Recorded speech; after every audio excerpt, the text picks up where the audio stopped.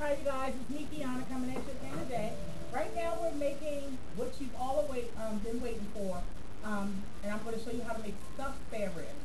Now with stuffed spare ribs, you're going to put your Trinity, which I told you is your celery and your diced onion. You're going to saute that before you put it into your stuffing. That way it don't be hard. You don't want any crunchy stuffing. We also use, right now I'm showing you how you can use, not making homemade stuff, you're going to use the stove top, so I use what's equivalent to 4 boxes of, you can use pork stove top or whatever one you want. We also use 1 roll of sausage, you only need 1 roll for this one. And the key ingredient that a lot of people don't know, is one of the tastes that you really can't pinpoint what it is, but it just tastes delicious. That you're gonna put in your stuff in the crab meat. You're gonna use back fin crab meat, okay? So you may get that in your store on sale for like $9.99 or $12.99 a penny. You're gonna buy spare ribs. So what I've done is you're gonna cut your spare rib in half, okay? So it makes you have 2 halves. We're gonna season that well with some black pepper. Now again, you're going to do this on both sides, okay? Some black pepper, some accent, some adobe. You're going to do this for both sides. And I'm going to stay away from the salt. The main reason why is because I'm just going to put a little bit of salt in my first layer because the stuffing has all of that inside. So you don't need it. You don't need the salt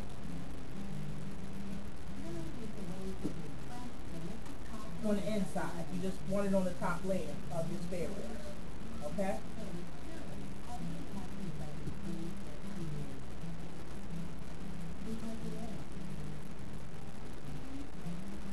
I'm going to put my medium one down.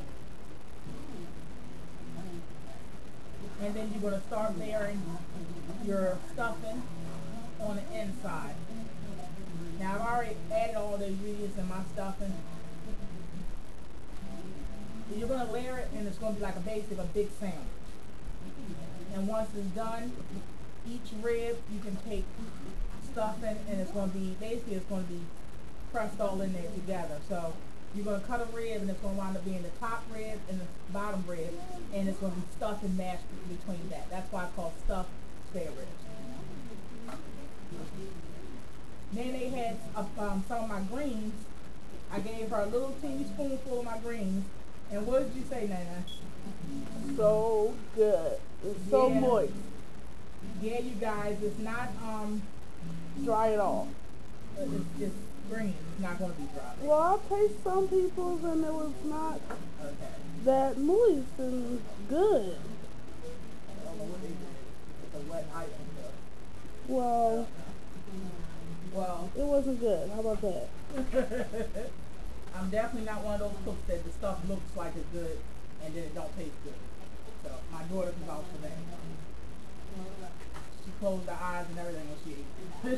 Yeah, you told my business. It's my Yeah, you did. I turned my head. I seen you do like that. Like that. You what? I seen you do like that. Like that.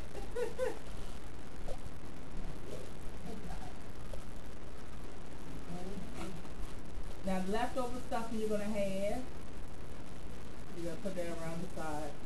You're gonna wrap this up with tinfoil really good.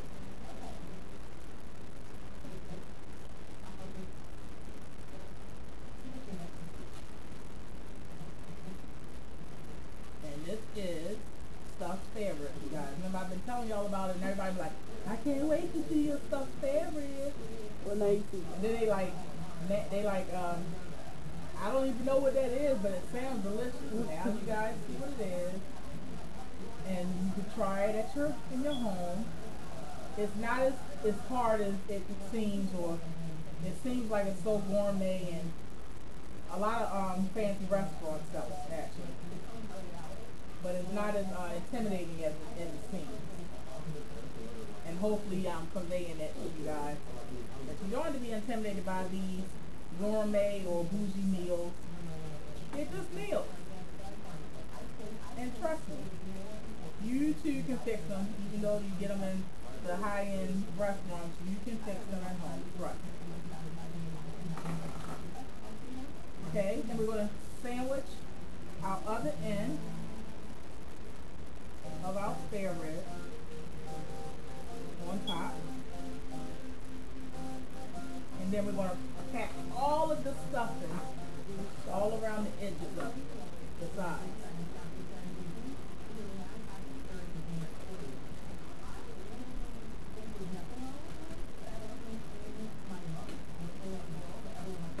I'm also going to fix, I'm sorry?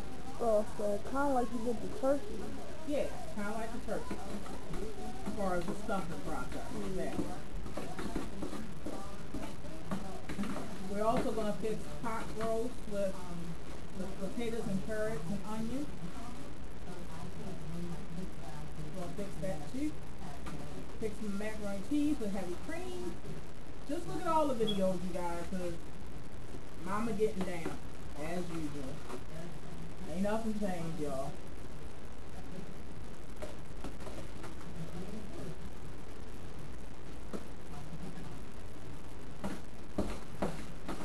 I was joking with my husband the other day, and I was like, you know how the slave house, back when it was slavery, they had Mammy, and Mammy was always the fat lady that took care of all the kids and did all the cooking and the planning in the house. Mammy was the backbone of the house. It wasn't the slave master's wife. It wasn't the slave master like we thought, because he ran stuff, it seemed. He did run things. He ran the things that really was the things that was really hurtful and deceitful and damaging. But as far as the nurturing things, Mammy ran that. And I told Daddy that I remind myself of a fat Mammy. And I'm okay with that. He was like, you know, he thought that was so degrading to say that. And I said, you know, I'm okay with that. The reason why is because without Mammy, nobody would have got anywhere. Nobody would have been taken care of. So Mammy is not as a derogatory statement as people think. You know, people always, when they go slurs, they say, you look like a big old fat Mammy or whatever like that. But in my eyes, in my perception of what a Mammy is, and knowing all the historical things behind what Mammy's job was, and how wonderful person she had to been inside, I accept it. So, if I ever do a cookbook or something, I'm probably going to name it something with Mammy in it. Modern Mammy.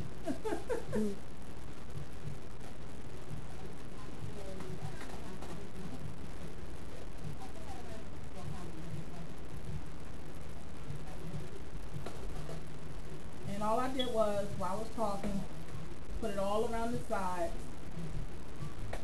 And you want to fill up any gaps that you may have, as far as the separated gaps you have between the first layer of spare ribs, the stuffing, and the top layer. If you put the stuffing all around it and fill those gaps,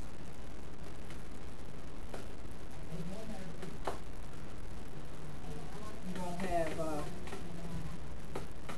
any gaps, and it's just look like a big roast. Probably won't be, most people probably won't even know what it actually is at first. Ready? Then you're going to open up a can of cream of mushroom. Same can of cream of mushroom soup like you use in the stuffing. And then you're just going to pour that all on top. And that's going to be somewhat of like a gravy, but yet it's going to seep through that spare rib, and the creaminess of the cream of mushroom soup is going to make the spare rib extra tender.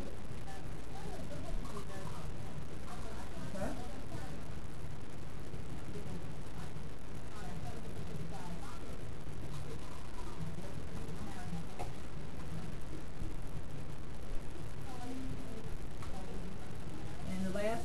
what you can do is you can reserve that, add a little chicken stock and a little bit of water to it, and then with each individual plate, you can plate some of this gravy that's going to be just the cream of mushroom soup and some chicken stock and some,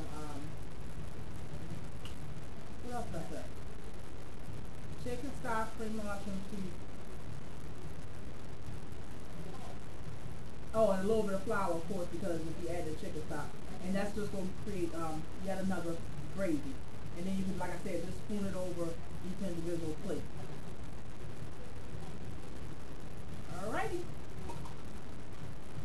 That's it, you guys. Let me show you how it looks before we wrap it.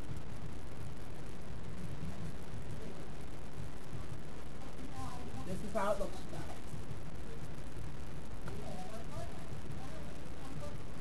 Stuffed favorites with sausage, celery, onion, and back thin crabby.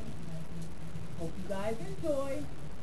Love you all. Comment, rate, subscribe. Of course, as usual, I'll show you the end result of everything all together.